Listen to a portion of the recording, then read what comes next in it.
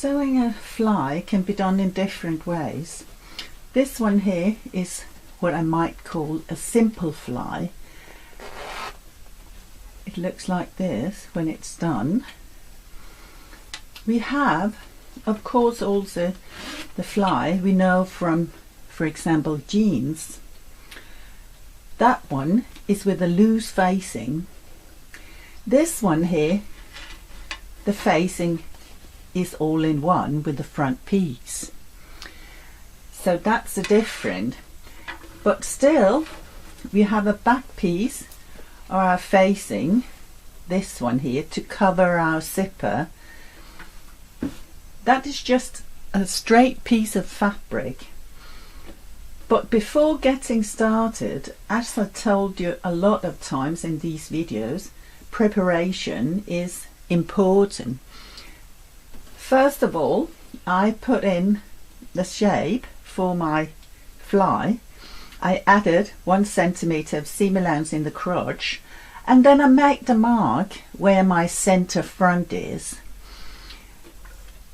This piece here, I fold it and overlock it together, so I got a tube. The two front pieces I overlock as well before getting started. And then of course I got my zipper. So now I got what I need to get started. What I do first is sew the crotch. When I do that, I use 1 centimeter of seam allowance and I sew it up to where the shape or the curve starts, and approximately 1/2 centimeter longer.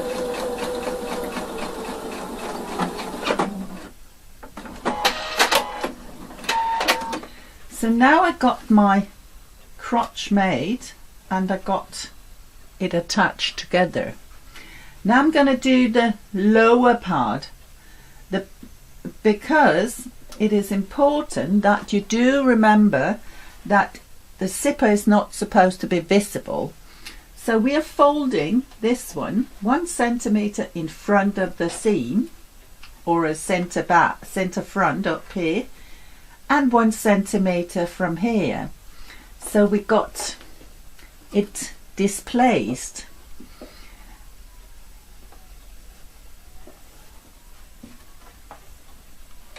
And then the zipper won't be visible. Now place my zipper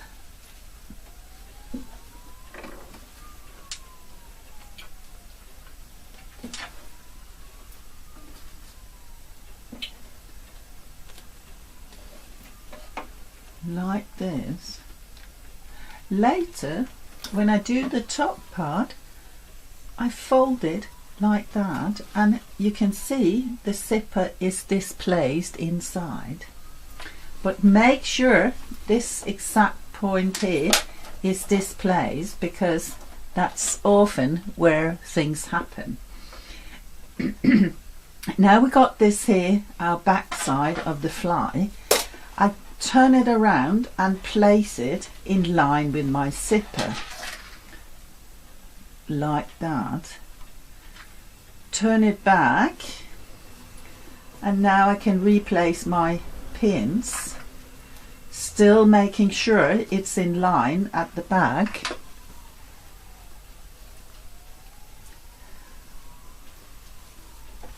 Like this. Now it's time to sew, but before doing that you need to change the foot to a zipper foot. This one here is a regular foot, but what I need is this special for zipper. It's just 1/2 a foot, so that makes it easier to get as close as possible to the zipper. Now it might be a good idea to open up a little bit to make sure you can sew it. So I'm just sewing all these pieces together, and when I come a little bit further, I close my zipper to make the rest of it. Now make sure you sew it down to where the opening starts and attach it.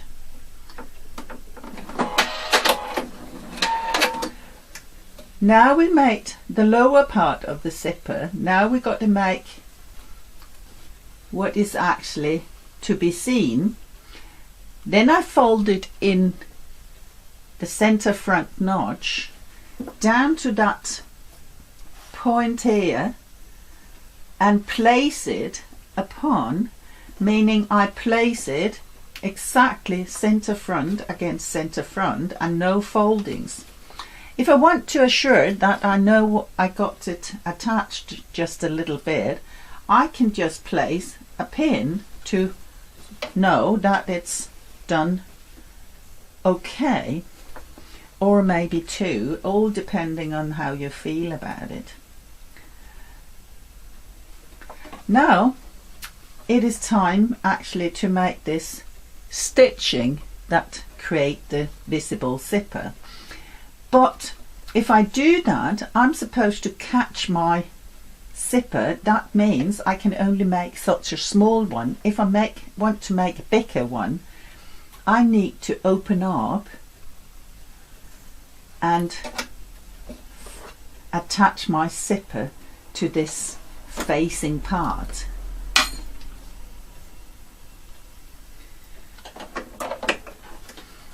So I do that just by sewing it together, because this attaches the zipper and I can make my top stitches just as I like.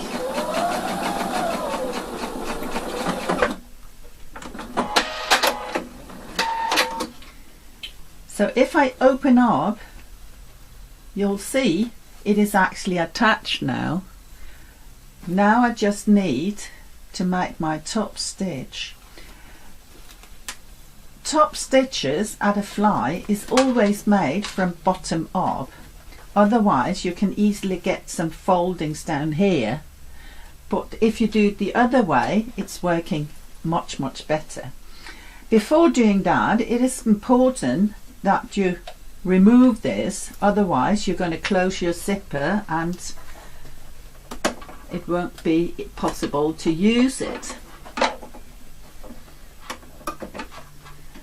Now I start here like this, and now it's just time to make a nice stitching in the distance I like,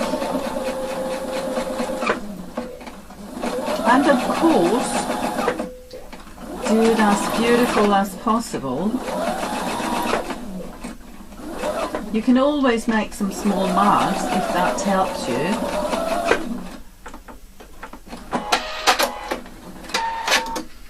But as you see, now we got the zipper, and here is our back piece, and open up, it's like this, and we got a nice zipper to use.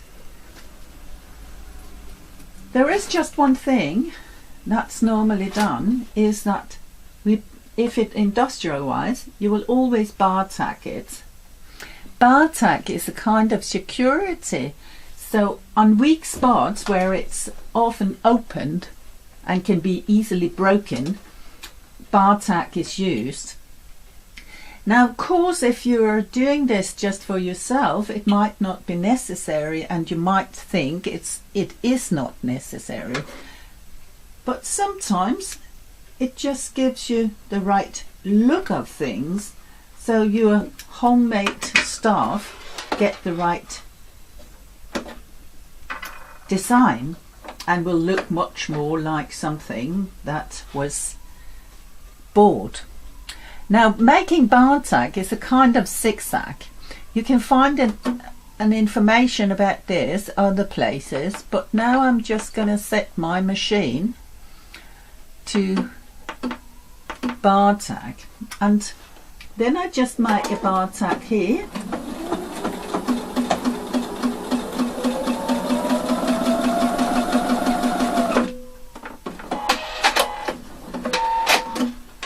And another one to assure that my back piece are attached. So I make one more here.